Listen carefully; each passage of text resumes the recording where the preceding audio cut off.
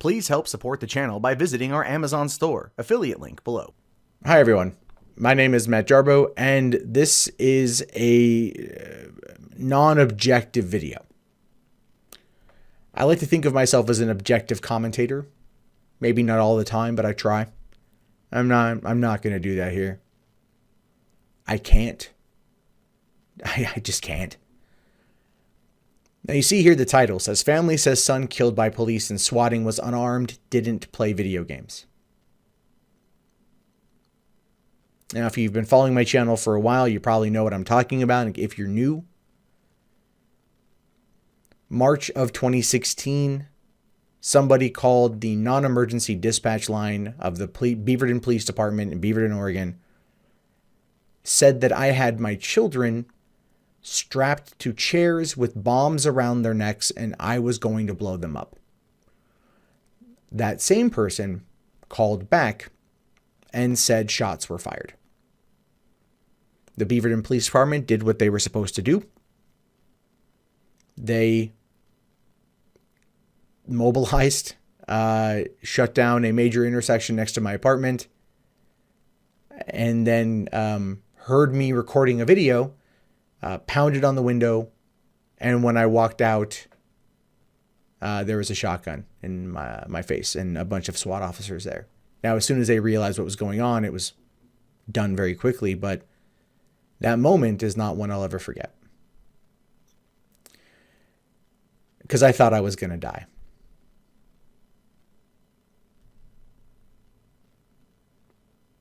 This guy did.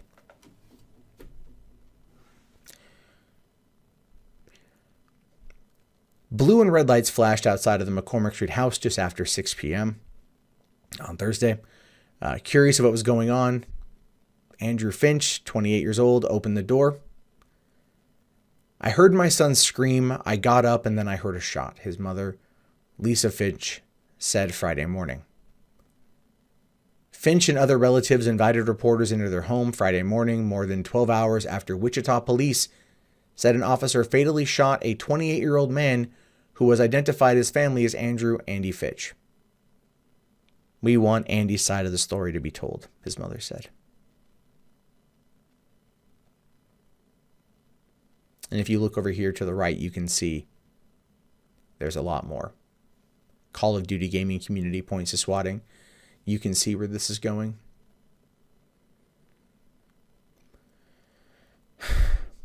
On Thursday, Deputy Wichita Police Chief Troy Livingston said a substation received a call that there was a hostage situation in a house at the 1000 block of West McCormick and that someone had been shot in the head. That was the information we were working off of, he said, explaining the officers went to the house ready for a hostage situation and got in position. The call also said that the mother, brother, and somebody else were being held hostage, and so there were multiple people that were there. Very similar to the call that was made about me, saying that I had a hostage situation and that shots had been fired. It's a pretty common thing because police have to mobilize when they hear that. They can't not mobilize when they hear that. A male came to the front door, Livingston said. As he came to the front door, one of our officers discharged his weapon. That part bugs me the most, to be honest with you. I had it better, I guess you could say. My apartment had a bit of a hallway leading to the door. I couldn't see out. So when I stepped outside wearing an Avengers t-shirt and sleep pants at 3:30 in the afternoon because I'm a lazy son of a bitch and nobody sees my pants when I'm recording, I didn't see the SWAT officers there. They didn't see me, but they were ready, which is why when I turned the corner, there were the guns pointed at me.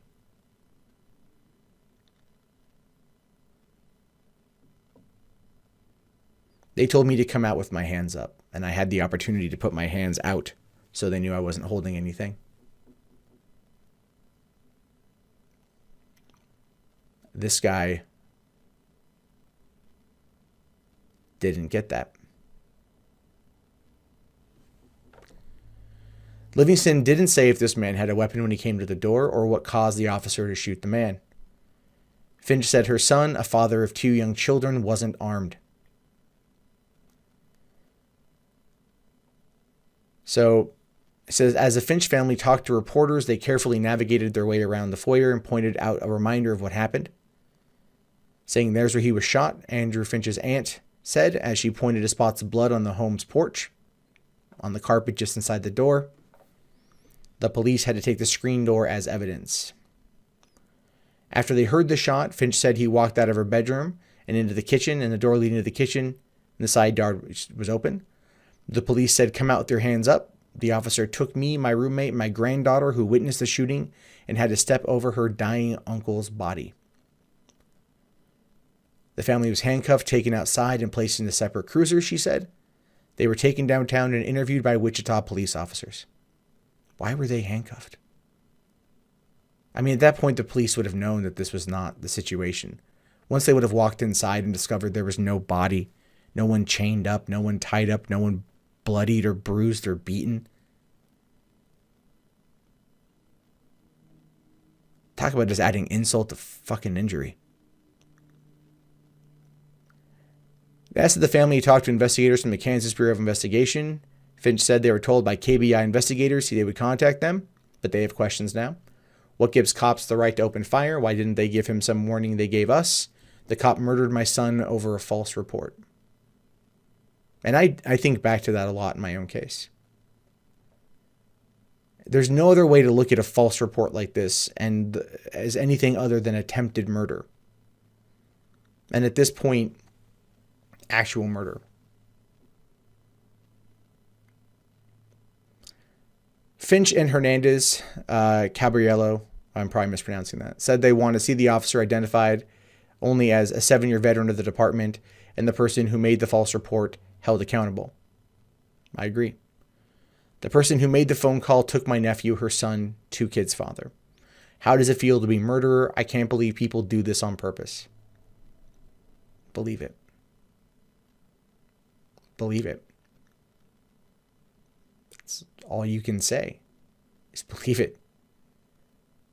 There are evil people in this world that just want to hurt others. I know. Firsthand.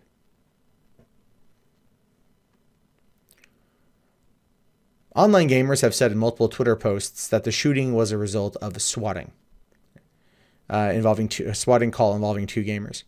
Andrew Finch was not involved in the online game, according to his mother and people in the gaming community. He doesn't play video games, Finch said. He has better things to do with his time. In this moment in time, she's entirely entitled to that opinion. But trust me, people who play games are not evil people. But there are evil people who play video games, as evidenced by what transpired last night. Swatting is an internet hoax where someone makes a false call to the police department or with a false story of an ongoing crime, often with killing or hostages involved, in an attempt to draw a large number of police officers to a particular address.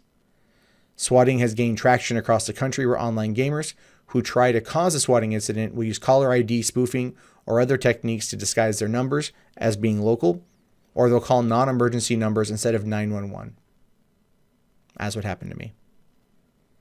On Twitter, more than a dozen people who identified themselves as being in the gaming community told The Eagle that a feud between 2 Call of Duty players sparked one to initiate a swatting. One person here saying, "I didn't get anyone killed because I didn't discharge a weapon, and being a SWAT member isn't my profession," said one gamer on Twitter, who others said made the swatting call. His account was suspended overnight. And this is a screenshot of that particular exchange.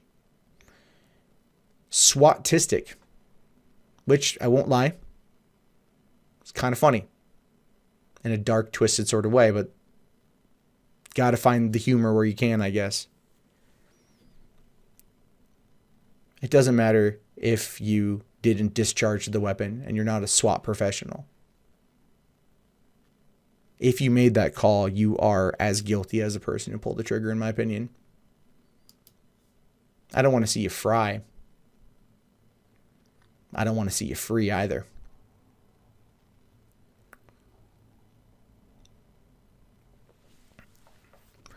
According to posts on Twitter, two gamers were arguing when one threatened to target the other with swatting. The person who was the target of the swatting gave the other gamer a false address, which sent police to Finch's instead of his own.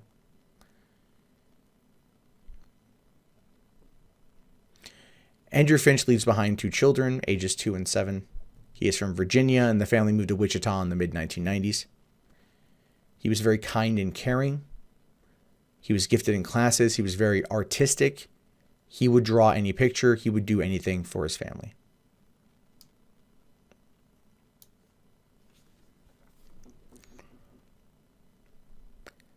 One thing that ultimately protected me, is something I actually have to thank Darkside Phil for.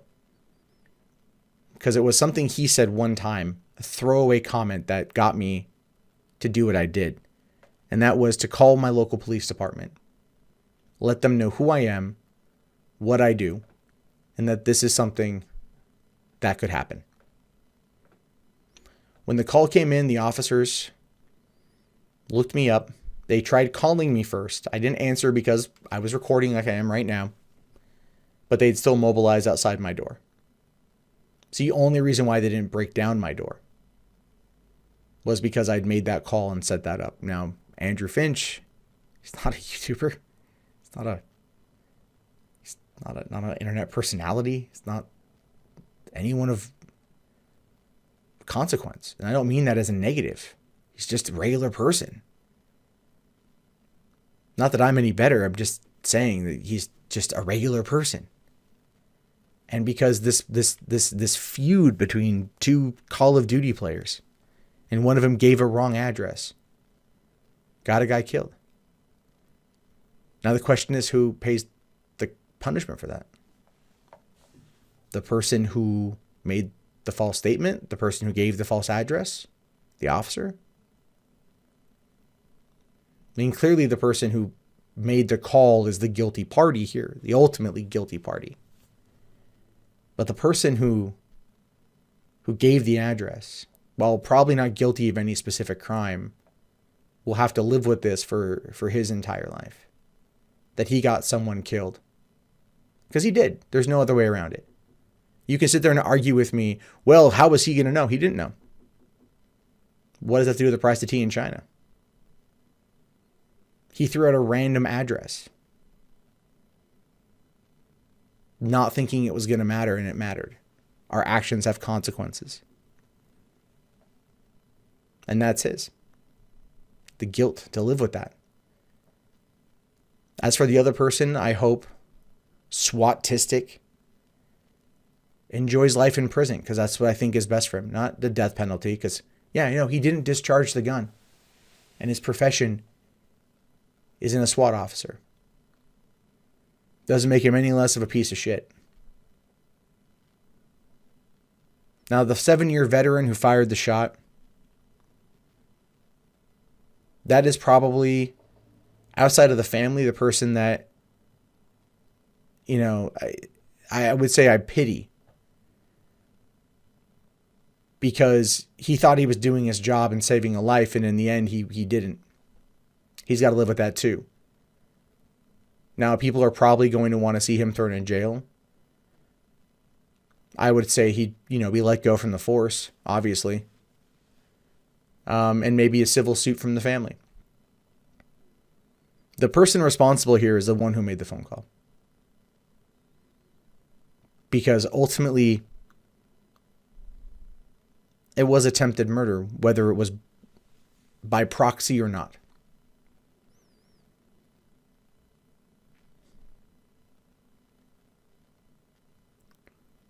So, yeah. This is a very personal thing for me.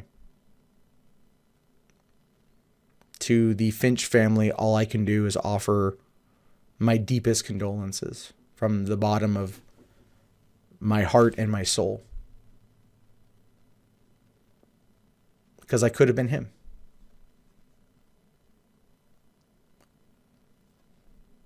I could have been him. Or he could have been me had things been different, and then still been here today to talk about the crappy experience that will cause him a lot of PTSD for a long time. Our government, our country, I should say, has been ill-equipped to handle this thing for a while. And I know this because the FBI is actively working on my case, trying to find out who did it. I don't think they're going to. I think it happened out of country. But now that there's been a death, sadly, and I say this with no appreciation, no fanfare, but now that there's been a death, people will act. They will actually enact a law, pass a law, making the crime for this far greater, or the punishment far greater for the crime.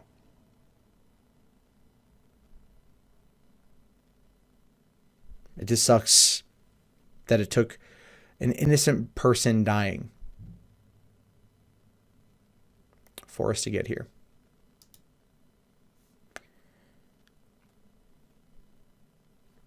That's all I really gotta say about that. So, leave your comments, share the video around, let people know that this kind of crap can't be